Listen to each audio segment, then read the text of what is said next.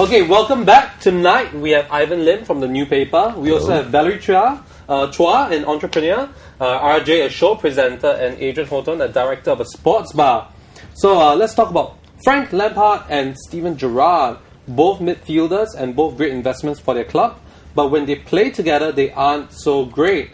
A case of being extraordinary on their own, but just ordinary when together. They kind of look like twins in this picture. No? Okay, I don't know. Okay, so yes, take it away, guys. Ivan? Valerie? Two attacking players? Two attacking midfielders? Like he wants to go to the toilet, doesn't he? She looks like he's scouting for the toilet. Yeah, no, he's scouting for Frank Lampard. Hello. We were talking about in the break, weren't we, about Chelsea going into to buy Gerrard a couple of seasons ago. Okay, they're going to be playing week in, week out. Yeah. Or maybe they could gel there, but they're not working for England, are they? Yeah, but Frank Lampard, right? I guess that he is much more of a better and consistent player, and he is more. Wait, who's a better player? Who's a better player? I mean, like, tell me honestly, who's a better player? I don't know. Frank Lampard. For me, for England, I think Frank Lampard has done a better job. Yeah. You could see in the first 45 minutes. That's how I saw it. Frank Lampard was there. Steven Gerrard was somehow I don't know. Out of position. Trying to figure out what he was trying to do. Yeah, it was to say this, but it was that was the sad thing. I mean, you got two top England midfield players there, and they should be shining, but they were not doing that. Yeah, Gerrard's sort of like your new John Barnes for Liverpool, isn't he? Yeah, played fantastic for his club, but as soon as he went to his country, he just couldn't produce the goods. Okay, is it because they haven't had much time playing together, or do you think it's sort of like a political thing where they both want the limelight and they're not willing to work together? No, at this level, I think they should be able to play together as a team, right? And with a tactician like Capello, right, they should be able to. It's just one of those things. I mean, I don't know, but maybe has anyone remembered a good game that Gerrard has played for England? Against Germany? It's been a while, hasn't it? It's been a while, I think. Yeah. Germany to the England. Very well. The thing is that you got two players similar styles, and I think that's the major problem. So that's what Capello's got to decide. Somebody's got to sit down on the bench, and you got to take it with a sweet little tablet. You made a point. You made a good point just now by saying that maybe if Joe Cole were available, right, he would have found his place in the team instead of Gerrard. Yes, I mean, if I put myself in that position, if I was Capello, during training, either Lampard or Gerrard will be on the bench, because I would have started off with Sean Wright-Phillips on the flank, because that would have given Kazakhstan a real stunner. Why? Because he's a better supporting player, or they are both attacking midfielders. So they tend to get into each other's way. I get it. Yeah. So they're chasing the same ball, basically. I don't know, Adrian, what do you feel? I think Gerrard's the best player ever to grace the game. You would say that. Everyone's right. They're having a nightmare playing together. They've not gelled. Have they got enough time playing together? Well, the answer is obviously no. But they're not going to get more time. Yeah. I mean, there was a black tie dinner with Arsene Wenger and Ferguson a couple of weeks ago. I was watching on the television, and Ferguson was asked a question: "What do you think about the England games? Should it be about releasing your players for the friendlies or the internationals?" And he said, "Well, internationals, the competitive games, my players are there, not a problem. But he's got a massive problem with the friendlies." And I understand it. I mean, they're paying them a lot of money to get injured in one of those games. And are they necessary? I mean, just get on the training ground. Yeah. I don't know. England should be throwing in the youngsters, give them a chance to play. Bentley, so these are young players, should be given some point. Even Matthew Houghton, give them chances. With Theo Wilcox, and then everyone was, the managers were given a hard time about taking them to the World Cup. So we give the young players a chance, and the managers get. I mean, it's the toughest job in the world being the England manager. It really is. I mean, Capello's learned to speak English. I wasn't bothered. And I said, well, if we don't know what they're saying, body language and all that. If we don't know what they're saying, well, it can't affect me. Look at Bobby Robson when he took over as England manager. He went grey overnight. Yeah, unbelievable. Going back to the question, should one of them be dropped to the bench if you had a choice, yeah, Gerrard, because he's not played as well as Lampard. God, that hurts. But, for example, first half, we didn't score a single goal. Barry was in the middle. Took Barry off, Lampard and Gerrard together, we scored 5. So, they did play well. We got 5 goals. The first 15 minutes I thought was a nightmare for England. First 45. Well, we were watching it together. Yeah. I mean, no, I'm talking about the second half. That 15 minutes in the second half, I felt that England was just trying to get their footing right. And Sean Wright-Phillips just gave so much down that flank on the left-hand side, and that was where everything began, on that side. It shouldn't take 55, 60 minutes for England to score against Kazakhstan. Yeah. It should have been earlier. But I felt sorry for Heskey because he was starved out. He was really starved out. And if you could see, Kazakhstan was having a lot of problems when the balls were coming in high, and when David Beckham came in, I thought that was a different dimension. There was a massive roar went up from the crowd. You could see the balls coming in, and they were panicking just in the penalty box. And it was like galore delight for Rio and Upson and Heskey to just go up there and bring the balls down. Heskey had a cracking game. He had a fantastic game. He's a workhorse. I think that's why he got the nods ahead of Owen, because Owen he's a bit of a goal poacher. Yeah. Whereas Heskey is a massive, massive workhorse for the guys. So I think that's why he got the shouts. And he was very, very unlucky. The last couple of minutes to go, he nodded one in, it just went past the post. That would have been a nice little reward for him as well. Adrian, I'm sorry, I'm just going to ask you a question here. If you had a choice between Defoe and Owen, who would you pick? Owen. Definitely Owen. He scored more goals for England than our 4 strikers that were there in the squad put together. He's a proven big game player.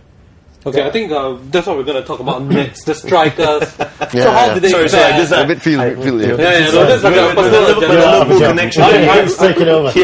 Sorry. Okay, so strikers, we have Wayne Rooney and Emile Heskey, right? So these guys, what do you think? Are they like a good team together, Wayne Rooney and Emile Heskey, or Jermaine Defoe and Peter Crouch? Well, Defoe and Crouch are playing together all the time, aren't they? Yeah, in Portsmouth, In Crouch, I was always a fan of Crouch when he was at Liverpool. And one season was our leading goal scorer. Okay, we didn't do anything that season. But the only reason he gets slated is because of his height. Yeah. Why? I mean, Because he does the robot dance. Well, that was Robot dance. daft. What was he thinking? He actually done that at the Liverpool Christmas party. Yeah. He was on the dance floor, apparently, with Jamie Carragher, and he started doing it. So that's why when he went and scored, he'd done it again. Right. Every Liverpool fan was watching and like, mate, what are you doing? Seriously, you got a lot of money, go and have some dance lessons. But anyway, so Crouch is a great striker. Is he worth a place in England? I think we've got better strikers than him. Just because of his height, or No, that's what I'm saying. The reason I think he gets slated is because of his height. He shouldn't be picked on just because of his height. But he's just not. Well, when he played for Liverpool, my business partner turned around to me and he said, Okay, wait, sorry. Come in. We have another guest. Hang on. You're running on Liverpool time. This is half time. This is the second time you do this to us. So, We always come from hang on, behind. guys. Like one That's dangerous. We always come from behind. Okay, so John Molina, Really dangerous. musician who performs at Tampa. Yeah, Okay. I am. So we're now talking about The midfield, right? Oh, the the forward now, strikers. so are you Yeah. comfortable? I am. Can we get you anything, like a watch? A glass of water. Anyway, we'll be at your place, and he's going to buy drinks. We'll go in there afterwards for beers. Okay, you will. Okay, sorry, you were saying? I was taking the piss out of that. We're talking about midfield, right? No, we're talking about strikers. Oh, now. strikers, Okay, okay. but before we start, do you have any thoughts on the midfielders? Like, this is what we talked about previously. I think we've got Lampard a good Gerrard. midfield going for sure. For sure, I think one of the best ever for England in that sense. Yeah, but can they work together? That's the. They're not clicking for now. I mean, they're great players for club. But, I think they're too similar in styles. Yeah. I think. that's what we've touched I on, agree, yeah. and I mentioned that earlier on. You can't have two same sort of players. It's just an academic exercise. If you had to drop one, Gerrard or Lampard, which would you drop? Who? At the moment, for me, sorry, Yeah, he would say, for he me, would drop at the Lampard, moment, yeah. current form for England, I'll drop Gerrard because Right. if he's good, he plays. But so far, He's not done much for England. I think Lampard's done a lot more, and he deserves his place. That's how I look at it. Really? I don't know. I feel Gerrard is. Yeah, come on, Adrian. Yeah. Come on, you're the main man. I've got to agree. Yeah. Valerie? Of course, it's Lampard. I will. She'll play Lampard. Yeah, of course. Yeah. But then I will drop Gerrard. Ivan, what about your side? I don't care. Come on. Because I'm more neutral, man. biased. Yeah, It doesn't bother me. We were watching the match on Saturday. So which team do you support anyway? He says, I don't really support anybody. What's that? Pick a team. Just like a journalist, he has to be Singapore. neutral, Yeah, objective, The fair, Singapore team. I think it's balanced. like Charlton. I don't know. I think it's a Charlton supporter. Maybe, yeah. Was it Stoke City? Okay, let's go back to the strikers. Wayne Rooney or Emil Heskey? Or Jermaine Defoe or Peter Crouch? As in, like, the teams. So what do you guys think? Who's a better, like, pairing? Neither. Neither? Rooney and Owen. Rooney and Owen? No, Why? because they're both scousers. Because you've got the big guy and the small guy. Yeah. Heskey, they tried him with Owen, didn't really work.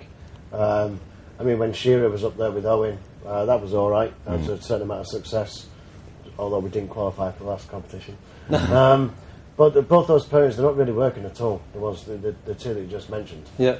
I mean, Defoe and Crouch, they're playing together week in, week out now, aren't they? Yeah. They are, but Pompey. yeah. But I think that's they're doing because pretty well, Redknapp's no? got As the best out of them. on a club level. Yeah, they've got quite a number Yeah, of they're goals. doing good at the club level because I think Redknapp's getting the best out of them. You know, two English strikers, English manager. Right. But again, it goes back to Capello. He's trying to get the England national side to play the Italian way of playing, and he's not suiting those guys at all.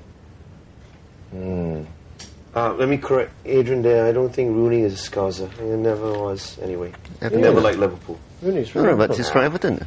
Everton, but he's not a Scouser. is. Not Liverpool. He's from Liverpool. Yeah, Yeah, but from you know, Liverpool. He's from Liverpool, mate. I know he's from Liverpool. He was never a Liverpool. That means you're a Scouser.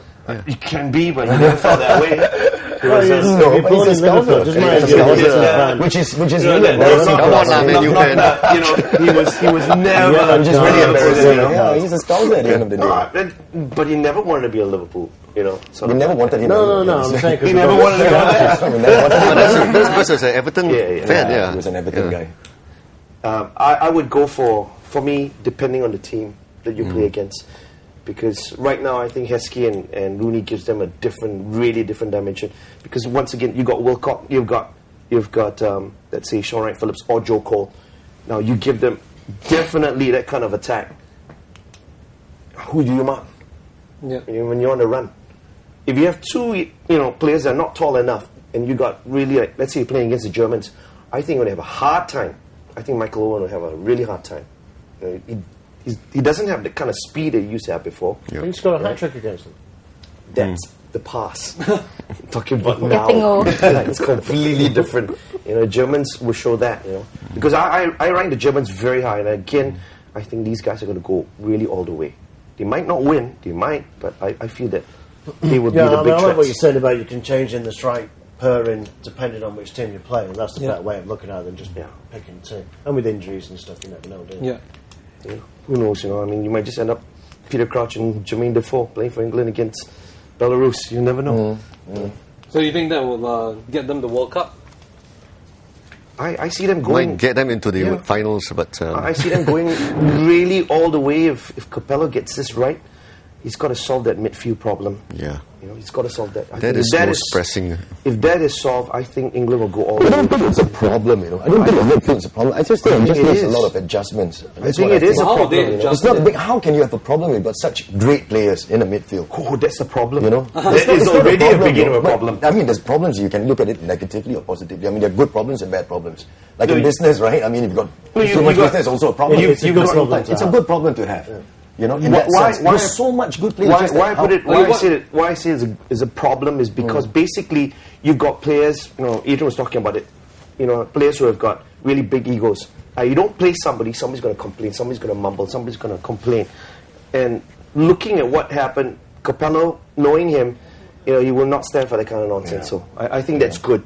Which is good. Yeah, that- he's a lot that more harder stops- than Ericsson. That stops a lot. Stops a lot of nonsense. And for England's sake, that's 1966. It's sad, you know. I mean, the first World Cup. Still see an English manager. You know, Kevin Keegan. He tried. You got He tried, didn't he? He did, right? He tried, once. What happened? Redknapp. Got Redknapp in his England manager. Anyone, but you know, you can't bring an Italian to do an English. If we win the World Cup with a foreign manager, it's going to be a tarnished cup. You can ask any Scottish fan in the world, and they will tell you. Yeah, you may have won the World Cup, but you won it with a foreign manager. That's what they'll tell you. So it's not a genuine win. you know, It's a genuine win, but if I see anybody with from the Tartan Army, I won't bring it up to them. Because I know that they'll just say, well, I know, because Adrian knows so much about the English team. You know, I mean, you look at the coaches that they have, okay, or managers that they have.